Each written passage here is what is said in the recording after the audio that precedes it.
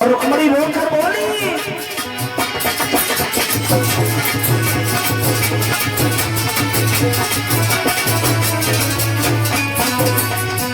अरे जैसे पूरी आय से लगी आय पली में घेरी, अरे जैसे जीना नाथ दशा भाई मेरी।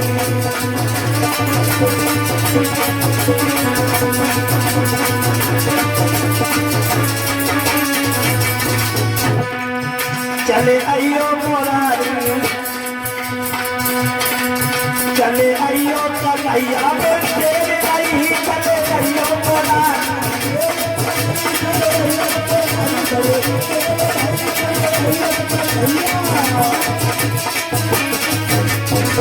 आज रुक्मणी रोती रही और बोली, जैसे बूढ़ी गाय शेर ने आए बनी में घेरी, और तैसे दीनानाथ दशा वही मेरी। आज बूढ़ी गाय जैसे शेर घेर लेता जंगल में, ऐसे शिषपाल ने मेरे आसपास घेरा डाल लिया है। भगवान मुझे बचा लो प्रभु, अगर तुम मुझे लेने ना आए तो मैं मर जाऊंगी। इस पापी के लिए मैं कभी नहीं जाऊंगी, मर जाऊंगी। उस पापी के लिए मैं कभी नहीं जाऊंगी। आज रुक्मणी रोते रोते सो गई। एक बात कहूं, पहले तो दुख में नींद आती नहीं, पहले तो दुख में नींद आती नहीं है, और दुख में अगर नींद आ जाए तो बहुत भयंकर आती है। जब रुक्मणी सो गई, जब रुक्मणी सो गई तो भगवान सपने में आ गए। सपने में भगवान आ गए और बोले, रुक्मणी तू रोई क्यों? तूने ऐसी बात क्यों करी? जात क्यों मरी प्राण की प्यारी? तेरी पल में विपता आए हरम वो सारी, तेरी एक पल में सारी विपता को दूर करेंगे। लेकिन एक पत्र लिख के और मेरे द्वारका में भेज दीजिए, हम उसी पत्र के सारे तुझे लेने आएंगे। और उसी समय भगवान अंतर्ध्यान हुए।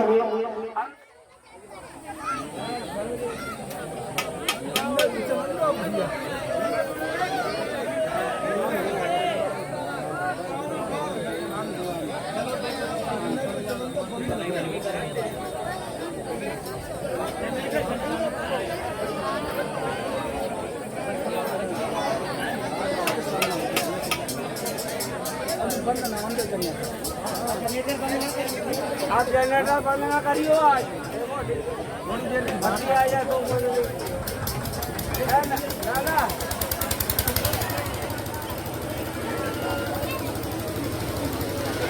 मेरे भाव प्रेमियों, आज रुक्मणी को सपना देकर भगवान अंतर्ध्यान हुए। रुक्मणी सुबह हुई तो रोने लगी, बैठ के भगवान की याद करके बिलक बिलक कर रोने लगी। और जब रुक्मणी रो रही है, आज एक कुल पुरोहित ब्राह्मण देवता आंगन में आए। ब्राह्मण जी आए और कहने लगे, रुक्मणी तू रो रही है, तेरी तो शादी होने वाली है।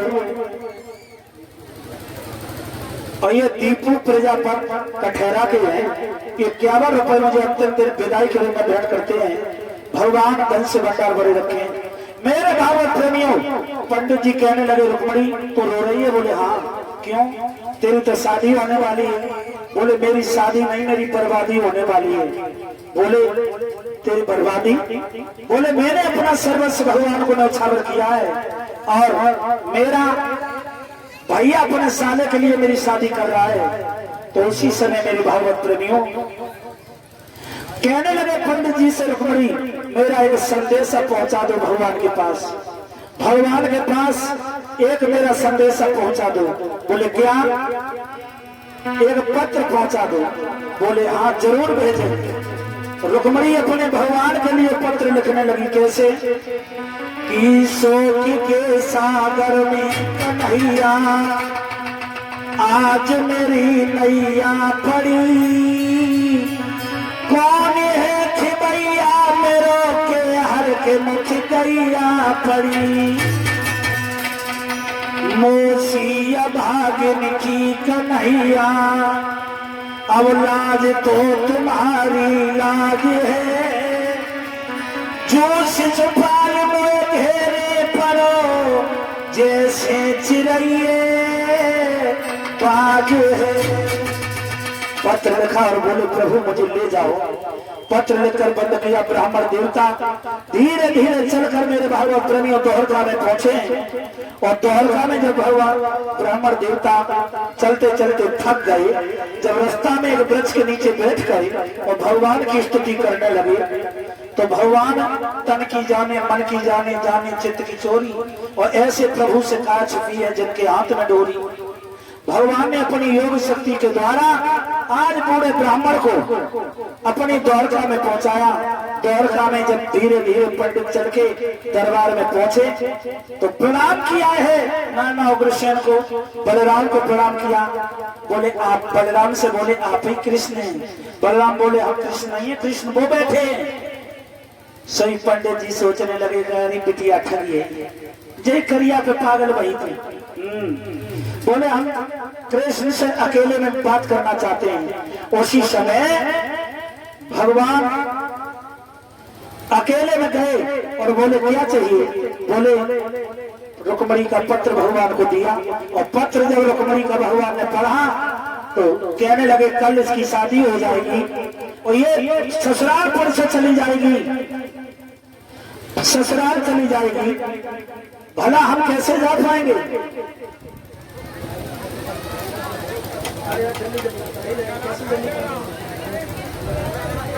और इतनी जल्दी कैसे करना? मेरे भागवत प्रेमियों, आज इसी समय पंडित जी ने जब पत्र दिया तो बोले रुक्मणी प्रभु तुमसे बड़ा प्रेम करती है, तुम अगर लेने आए तो वो मर जाएगी, कभी वापस नहीं जाएगी। आज इसी समय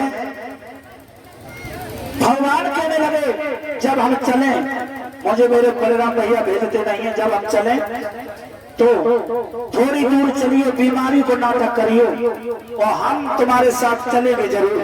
पंडित जी ने वैसे ही किया, थोड़ी दूर चले और खांसने लगे बैठ के, और थोड़ी दूर चले फिर खांसने लगे। उसी समय मेरे भागवत प्रेमियों पंडित जी भगवान ने कहा बलराम से, बलराम भैया पंडित बूढ़े हैं, इन पे चला नहीं जाता है, अगर तुम्हारी आज्ञा हो तो इन्हें कुछ दूर अब छोड़िया। सोई उसी समय बलराम ने आज्ञा दी, छोड़िया जाओ। पंडित जी को बैठाला रथ में और जो रथ द्वारका में रहो तो धीरे धीरे धीरे धीरे, और द्वारका से जैसे निकला सर उड़ा दिया रथ, और पल बीतत में रथ द्वारका में उतार दिया। और द्वारका में उतारा, बोले पंडित जी हमें रुक्मणी कैसे मिलेगी? बोले तुम उत्तर दिशा में गौरी मैया का मंदिर है, वहां इस मंदिर में पहुंच जाओ, वहां रुक्मणी को हम पूजा करने के बारे भेज देंगे, पूजा करने के बारे भेज देंगे और वहां से लेकर चले जाना। भगवान ने मंदिर के पास रथ लगा लिया और रुक्मणी से आकर के कहा रुक्मणी एक बात बता, तो रोके रही? बोले आ गए पंडित जी। हाँ मेरे श्याम बोले तो भी आ गए, हम तो जानते थे बड़े सुंदर कन्हैया होंगे, ताई से तू आंसू ढड़का रे। अरे वो बिल्कुल टामर जैसो ड्राम है, काले खलूटे में पागल हो रही थी। रुक्मणी बोली प्रभु, रुक्मणी कहने लगी प्रभु पंडित जी कि दिल के बाजार में और दौलत नहीं देखी जाती, और प्यार हो जाए तो सूरत नहीं देखी जाती, प्यार हो जाए तो सूरत नहीं देखी जाती, प्यार हो जाए तो सूरत नहीं देखी जाती, प्यार हो जाए तो सूरत नहीं देखी जाती। दिल के बाजार में दौलत नहीं देखी जाती, प्यार हो जाए तो सूरत नहीं देखी जाती, प्यार हो जाए तो सूरत नहीं देखी जाती, प्यार हो जाए तो सूरत नहीं देखी जाती, प्यार हो जाए तो सूरत नहीं देखी जाती। कोई बात ना है, अगर बारिश हो तो बैठे रहिए, कानों बंद करें ना, यहाँ चक्के तूफानी बरते। कोई बात नहीं, भगवान को भरोसा करो, कथा पूरी हुई। मेरे भागवत प्रेमियों रुक्मणी कहने लगी घबराने की बात नहीं है, पर साउंड वाले भैया तुमने कर्रे बने रही। हाँ आज तुम अपनी व्यवस्था देख रही हो, साउंड बंद न करियो। मेरे भागवत प्रेमियों, आज उसी समय रुक्मणी ने कहा मेरे श्याम आवे, बोले हाँ। पंडित जी कहने लगे रुक्मणी तू जा मंदिर में पूजा करने के बहाने निकल जा, वहीं श्याम खड़े हैं। सोई रुक्मणी ने अपने हृदय सम्राट से मिलने के लिए 16 श्रृंगार किए, 16 श्रृंगार अपने हृदय सम्राट से मिलने के लिए। आज आरती की थाली लेकर चली और दिमाग में झटका लगा। हर एक बहन बेटी ससुराल जाती है, अपने मैया बबला से मिलके जाती है। मैं अपनी ऐसी हूँ कि अपनी भैया से छिपके जा रही है, अपनी मैया से।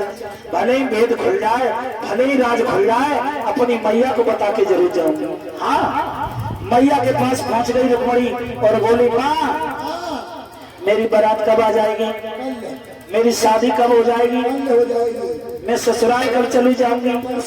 परसों मैया मेरे मन में ऐसी आ रही कि तेरे गले से लिपट के खूब बहू को भर कर रोए ले। अरे पागल है रे, जब जाए तब रोए नहीं, अब तो मर जाएगी रोत रोत। तो मैया जा जानो आमा वे ही जा रहे हैं ससुराल। अरे अब मैया ना पतो बिटिया का चक्र से आ गया।